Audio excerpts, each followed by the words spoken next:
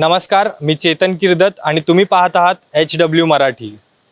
महाराष्ट्राचे मुख्यमंत्री उद्धव ठाकरे यांनी 26 जानेवारी रोजी मुंबईत 91 निर्भया पथकाची सुरुवात केली।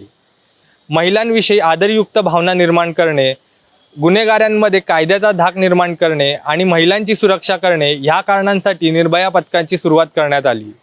पण महाराष्ट्र शासन, प्रशासन आणि पोलीस विभागाला हादरवून ठेवेल असा एक गुन्हा मुंबईच्या चेंबूर पोलीस स्टेशनमध्ये दाखल करण्यात आला।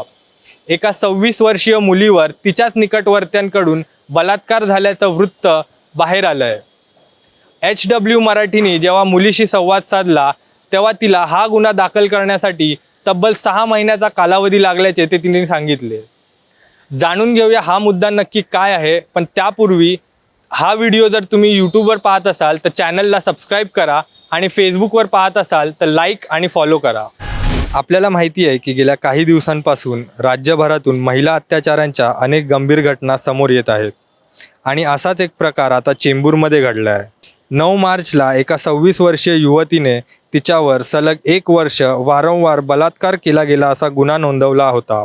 हा गुन्हा अनेक तक्रारीनंतर तब्बल 5 महिन्यांनी नोंदवून घेण्यात आला आहे। त्या मुलीने तक्रारीत काय म्हटले आहे त्या FIRची कॉपी HWच्या हाती आली आहे। त्यात पीडितेने असं म्हटले आहे की ऑक्टोबर 2020 पासून एक तरुण तिला मारहाण करायचा, तिला खोलीत डांबून ठेवायचा, तसंच आरोपीने वारंवार जबरदस्तीने तिच्याशी शरीर संबंध ठेवले।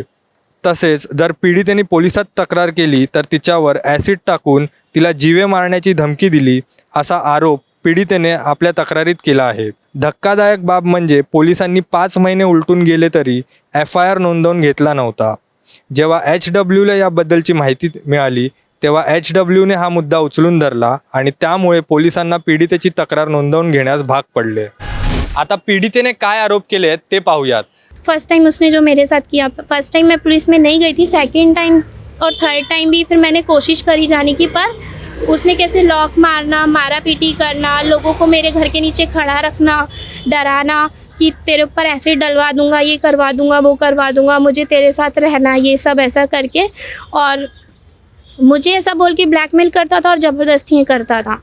तो फिर उसके बाद थर्ड से फोर्थ टाइम ऐसा किया। उसने मुझे काफ़ी टाइम 2-2, 3-3 दिन के लिए लॉक में बंद रखा, मुझे मेरे घर के नीचे, और लॉक करके लड़के लोगों को नीचे खड़ा रखा। मीन्स मैं ज़रा सा घर से एक पैर भी बाहर रखती थी तो उसको सब पता होता था अगर वो मेरे घर पे नहीं घुस पाता था तो। उसके बाद हर किसी को टॉर्चर करना, मेरी वजह से मारना पीटना, किसी को उठा के ले जाना और मुझे ब्लैकमेल करना कि तूने ये स्टेप किया तो मैं किसी को मार दूंगा, उसके साथ ये करूँगा, ये तेरा भाई है, तेरी मासी है, तेरी मम्मी है, बहन है, ऐसा करके। तो मैं बहुत डर गई थी। ये सब चीज़ों को लेके मैंने थोड़ा गैप लिया कि मैं इस चीज़ को कैसे सॉल्व करूँ।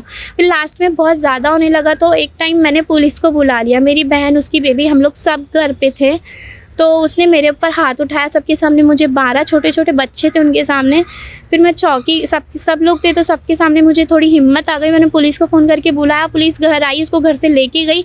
पुलिस ने कुछ नहीं किया। पुलिस में मैं समथिंग 6 महीने से तो बहुत कंटिन्यू जा ही रही थी। मेरे साथ 7-8 महीने से ये सब चीज़ें हो रही हैं, पर स्टार्ट में मैं डर भी गई थी कि इनकेस मैं कुछ स्टेप लूँ उसके लिए और ये किसी को हार्म ना पहुँचा दे, मीन्स किसी को मार ना दे। बोला कि तू कितना ही कहीं पे चली जा, मैं कुछ नहीं होने दूंगा तेरा, और तू कुछ भी नहीं कर सकती है मेरा, और मैं चाहूँ तो तेरा बहुत कुछ कर सकता हूँ। एसिड की धमकियाँ देना, यहाँ तक कि मुझे घर पे वो मच्छी काटने वाला होता, क्या बोलते हैं उसको, वो भी लेके आया था मुझे मारने के लिए मेरी मम्मी के सामने, और बहुत लोगों को उसने मारपीट करी। तो वो सब चीज़ों से मैं बहुत डर गई थी और पुलिस भी कोई हेल्प नहीं कर रही थी। पुलिस को कितना 2-2 घंटे बैठने, सुबह रात को भी 2-2 घंटे बैठने के बाद भी पुलिस ने कुछ नहीं किया। सिर्फ फैंसी करके मुझे भेज देते कि हम करेंगे, फ़ोन नहीं उठा रहा, आएगा करके। नेक्स्ट टाइम जाते थे बोलते थे अभी क्या हो गया। तो फिर लास्ट में अभी 2 से 3 से 4 महीने से कंटिन्यू अभी ऐसा चल रहा है कि पुलिस ने देखा कि मेरे घर पे वो ताला लगा के जा रहा है, वो ताला काट रहे हैं खुद आके। डेली का 5 दिन वो डेली ताला लॉक मार के जा रहा था मुझे, मगर पुलिस ने भी कुछ नहीं किया। वो सब प्रूफ देखने के बाद भी सिर्फ ये बोला तुम्हारा फॅमिली मॅटर है, ये सब बोल के ख़त्म कर दिया। आता या केसमध्ये आरोपीविषयी जाणून घेऊयात। आरोपीची आणि पीडितेची ओळख नेमकी कशी झाली? मैं उसको कैसे, मेरी बहन थी, उसके साथ वो था। मैंने फ़र्स्ट टाइम उसको तब देखा था। बाद में फिर हमने उसको बोला कि इसको छोड़ दे करके, उसने उसको नहीं छोड़ा, तो हमने उससे अपनी बहन से भी जो भी था सब ख़त्म कर दिया, वो उसके साथ रहने लगी। अब इनका कैसे क्या था मुझे नहीं पता। तब जब वो परेशान थी तो कैसे हम लोग मार्केट गए थे, मार्केट से घर आए तो उसको, वो मेरी बहन को मेरे घर छोड़ के चला गया था और प्रेग्नेंट थी। और मुझे मेरी बहन ने एक टाइम पहले बात हुई थी, बोला था शादी करके, क्योंकि मुझे कोई मैटर नहीं पता था, पर उसकी कंडीशन जो थी वो कंडीशन देख के मैंने उसका साथ दिया। मीन्स वो प्रेग्नेंट रोड पे खड़ी है, ठीक है। वो 7th मंथ मैंने उसको संभाला, 7 से 8 मंथ उसको संभाला, अपने साथ रखा।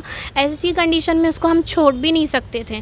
फिर उसके बाद जैसे ही उसने मुझे बेबी बॉर्न होने के बाद उसके बीच में भी इसने बात करी, बुला लिया, वो उसके पास चली गई। जब डिलीवरी का टाइम आया तो डिलीवरी के टाइम पे उसने साथ छोड़ दिया, पैसे लगाने को हट गया पीछे। उसके बाद जब वो प्रेग्नेंट थी, मेरे पास थी उससे पहले, उसको 12 दिन मैंने एडमिट रखा। उसको बहुत कन्विंस करके मैंने हॉस्पिटल में बुलाया और समझाया कि ऐसा मत करो करके। उसने मेरी बात सुनी वो टाइम पे।